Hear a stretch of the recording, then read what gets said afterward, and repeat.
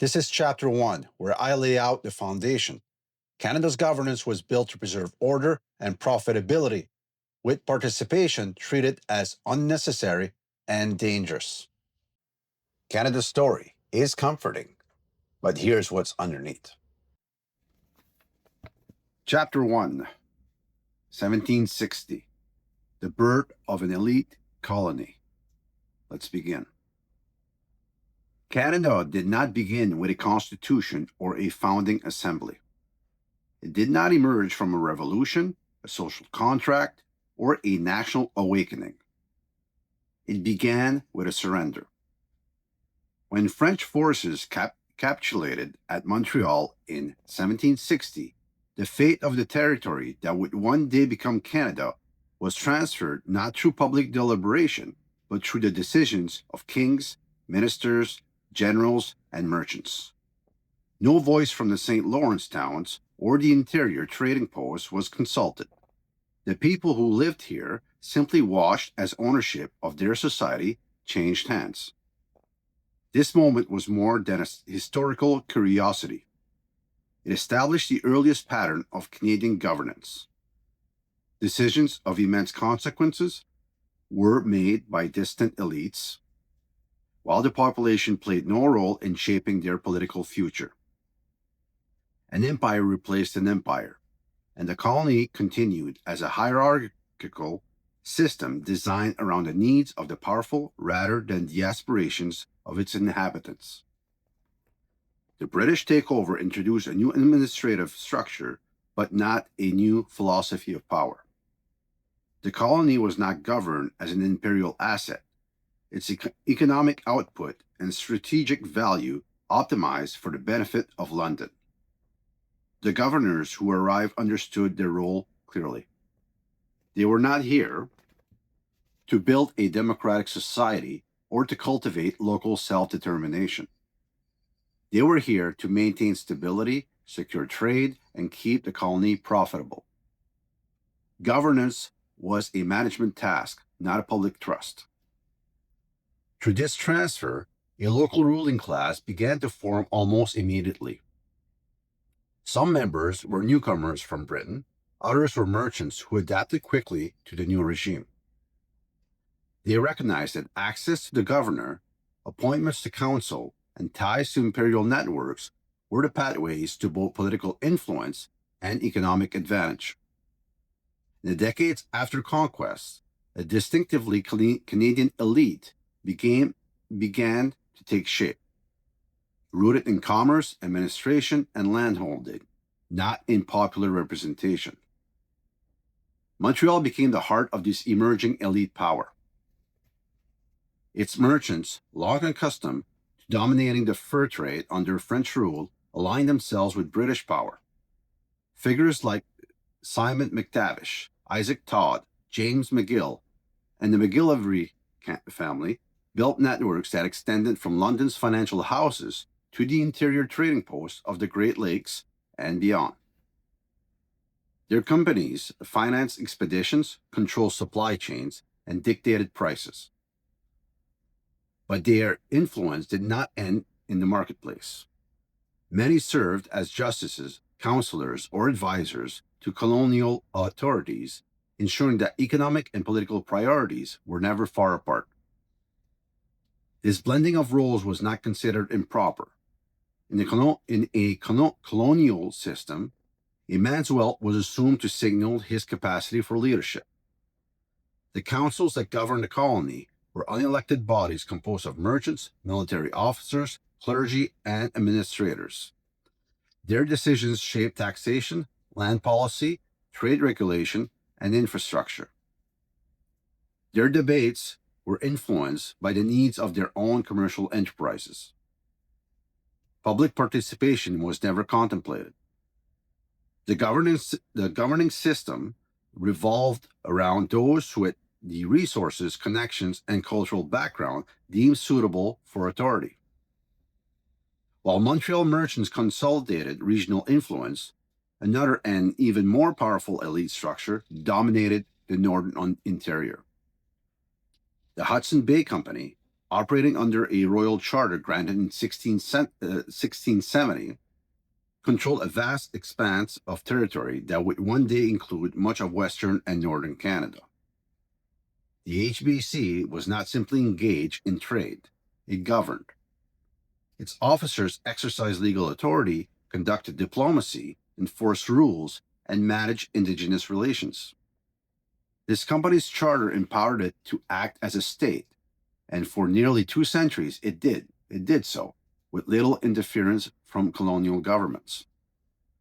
HBC policy focused on maximizing profits, not cultivating stable communities or representative institutions. Its network of trading posts regulated the economic life of entire regions. Its officers resolved disputes and issued punishment. Its decisions about supply lines, pricing, and relationships with Indigenous nations shaped the rhythm of life in the lands far removed from the city councils of Montreal or the instructions of London. The company's internal correspondence reveals that enduring belief in centralized control, disciplined order, and necessity for maintaining advantage over rivals and Indigenous traders. Corporate power and political authority overlapped seamlessly.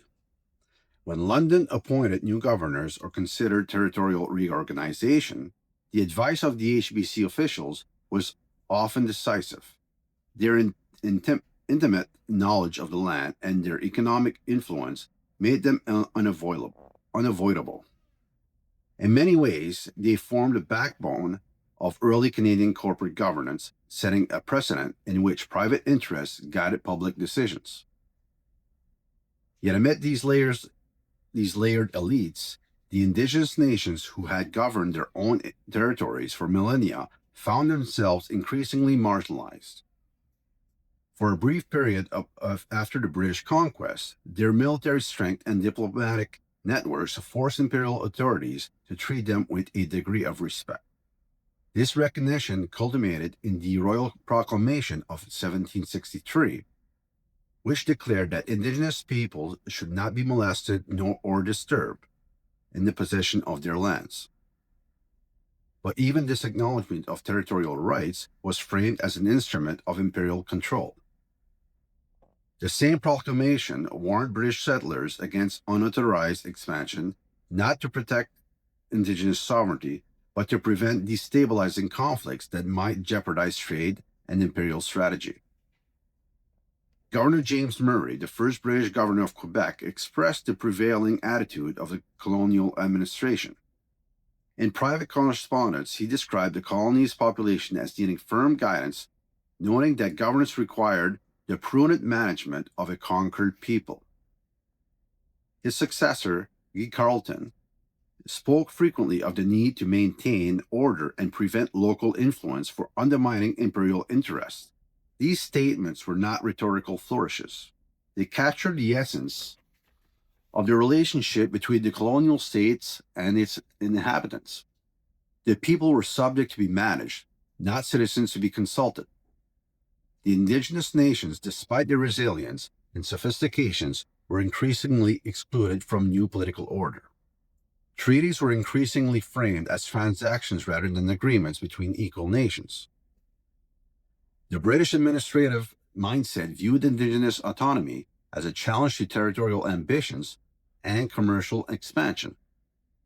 As Montreal merchants and the Hudson Bay Company extended their reach, Indigenous lands became bargaining chips in negotiations far removed from communities affected.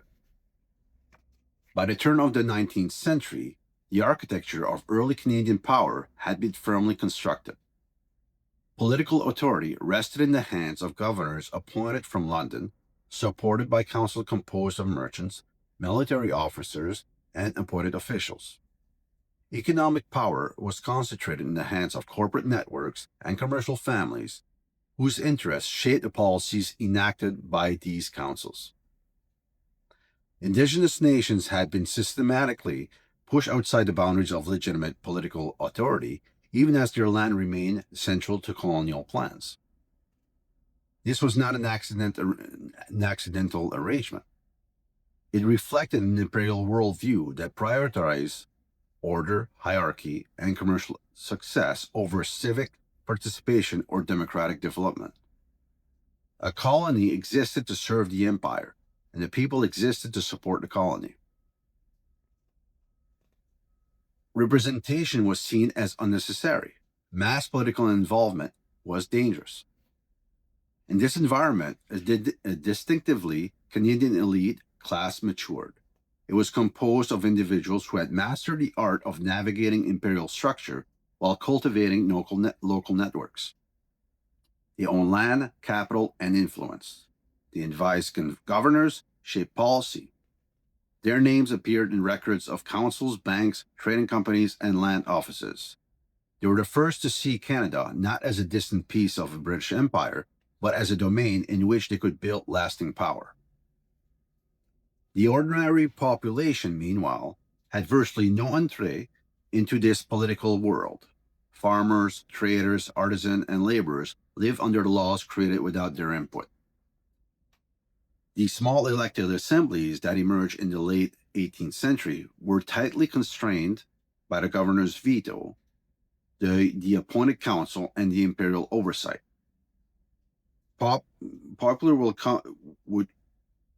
will could be expressed. Popular will could be expressed, but it could not prevail. Political culture evolved in a way that normalized elite control, marginalized public influence. This normalization would leave deep marks on the development of Canadian institutions. Canada's beginnings were neither democratic nor participatory. They were administrative, hierarchical, and commercial driven. The structures between 1760 and the 1800s create a pattern that would repeat itself across the next 2 centuries. Power would shift from empire to local elites, from merchants to industrialists, from corporations to political parties, but the underlying logic remained the same. Those who controlled economic resources and strategic relationships dominated the political system. Those without such influence remained spectators. Understanding this first chapter of Canadian history, is essential because it reveals the country's foundational tension. From the start, Canada was not built around the idea that the people should govern themselves. It was built around the idea that governance should be exercised by those deemed capable of managing society on the public's behalf. That belief, rooted in imperial philosophy and reinforced by early colonial practice, has shaped every major institutional development since. This is the beginning of Canadian history. A colony governed by an appointed elites, influenced by merchants and corporations, and shaped without the consent of its people. The pattern established in the early decades would evolve but never disappear. They formed the spine of a political system that has remained resistant to democratic transformation, and even as its public face has changed. The system survives you by design. The myth of Canada.